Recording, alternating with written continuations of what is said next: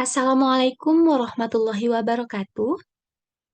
Hai teman-teman, kali ini saya akan menjelaskan terkait isi dari buku juknis artikel ilmiah yang telah disusun oleh tim di Program Studi Ilmu Komunikasi Universitas Teguh Umar.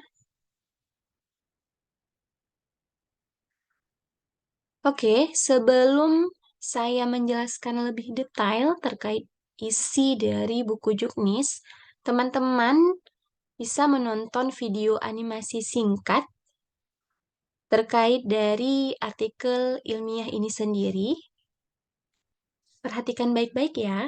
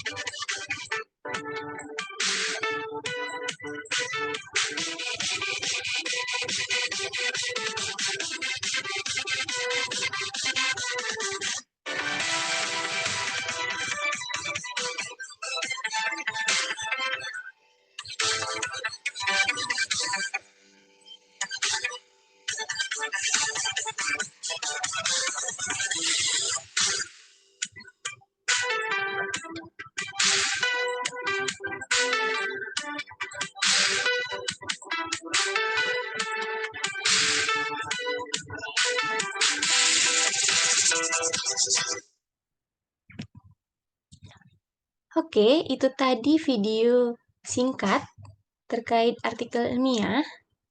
Selanjutnya, saya akan menjelaskan isi dari juknis ini, yang mana buku juknis artikel ilmiah terdapat 4 bab.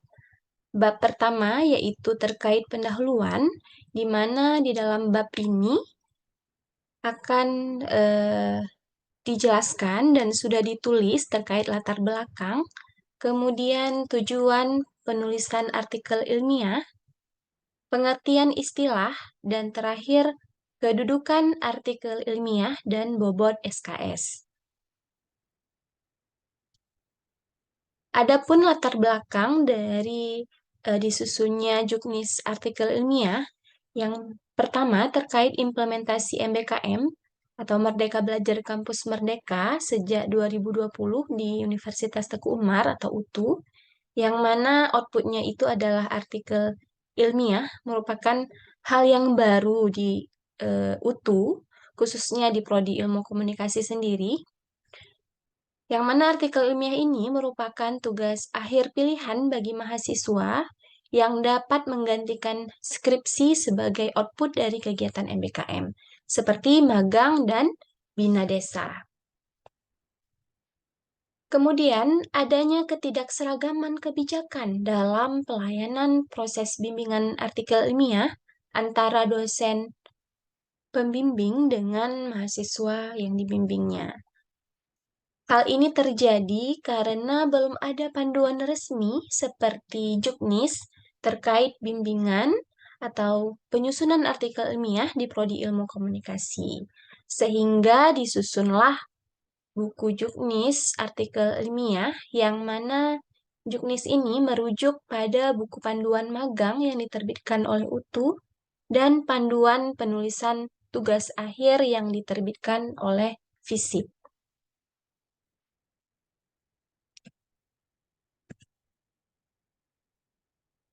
Oke, lalu bab 2 yaitu terkait persyaratan dan prosedur artikel ilmiah. Di sini ditulis tentang persyaratan akademik yang harus dipenuhi oleh mahasiswa Prodi Ilmu Komunikasi, kemudian terkait prosedur artikel ilmiah, kriteria dan kewajiban stakeholder, dan terakhir yaitu terkait penggantian dosen pembimbing.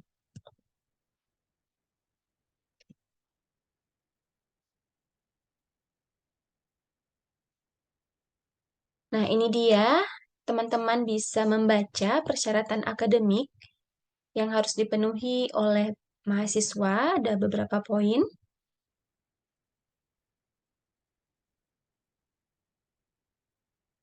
Oke, ini dia poin penting yang harus teman-teman atau adik-adik mahasiswa pahami, yaitu terkait prosedur artikel ilmiah.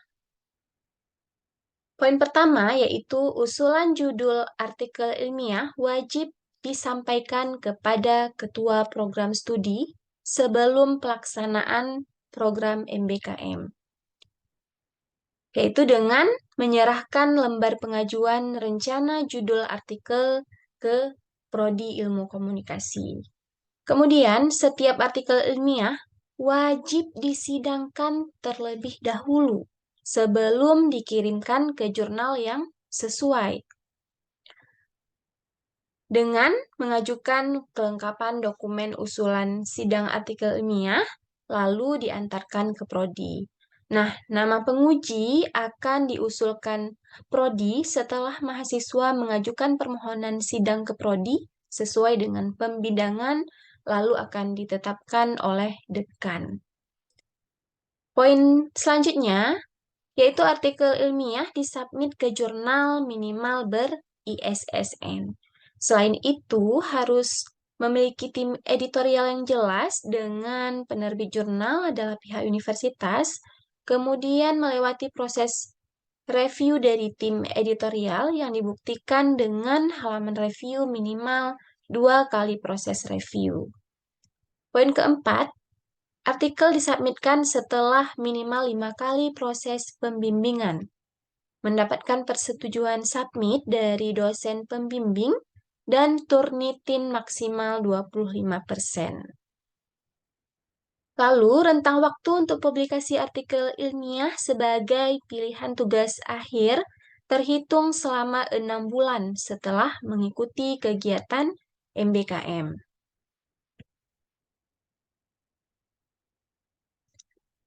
Poin selanjutnya, pengisian nilai bagi mahasiswa yang artikelnya telah disidangkan dapat dilakukan melalui akun Sikamago DPA. Setelah naskah artikel itu disubmit ke jurnal yang relevan dan diupload ke akun Sikamago masing-masing sesuai dengan jadwal yang ditetapkan. Oke, poin selanjutnya, pelaksanaan sidang artikel ilmiah selambat-lambatnya sebulan setelah pelaksanaan magang pada semester yang sama, sesuai dengan masa pengisian nilai yang ditetapkan oleh penyelenggara magang MBKM. Nah, jika sidang artikel ilmiahnya itu dilaksanakan di luar periode yang ditetapkan, maka pelaksanaan sidang artikel ilmiah dan pengisian nilai akan dilakukan pada semester berikutnya.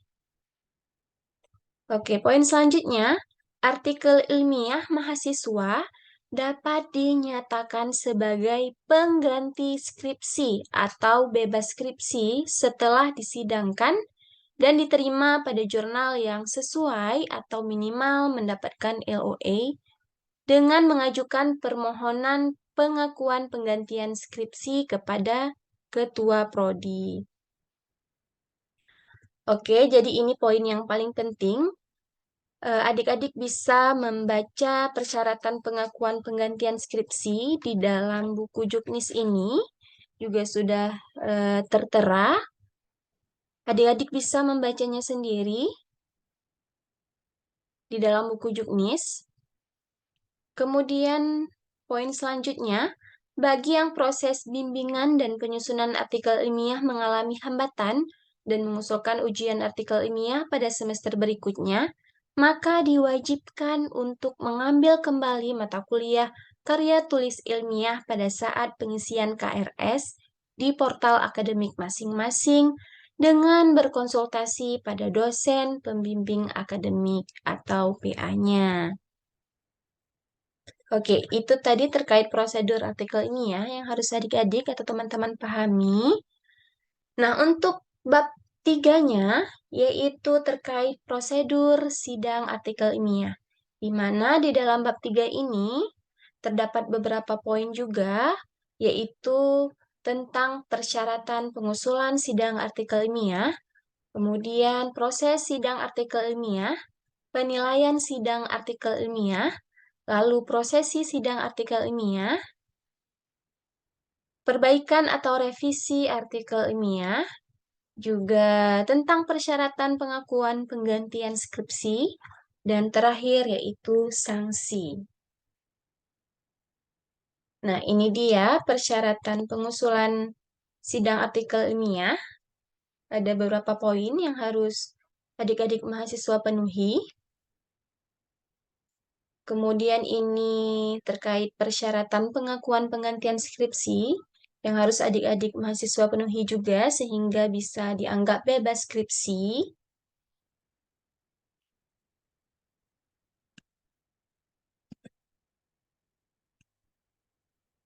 Oke, untuk bab terakhir yaitu bab 4, penutup. Nah, untuk jenis artikel ilmiah disusun untuk memberikan pemahaman mendasar tentang proses bimbingan artikel ilmiah bagi mahasiswa, dosen, maupun pihak-pihak yang terlibat di dalamnya. Adapun hal-hal yang belum diatur dalam juknis ini akan ditetapkan kemudian oleh prodi dalam bentuk peraturan khusus atau peraturan tambahan lainnya, yang mana sangat mungkin terjadi perubahan-perubahan yang intens untuk menyesuaikan dengan kondisi dan kebutuhan di prodi ilmu komunikasi. Jadi diharapkan dosen dan mahasiswa dapat bekerja sama dalam menjalankan kebijakan-kebijakan yang dikeluarkan oleh kampus. Semoga juknis ini dapat dimanfaatkan semaksimal mungkin. Oke, mungkin demikian saja. Terima kasih. Assalamualaikum warahmatullahi wabarakatuh.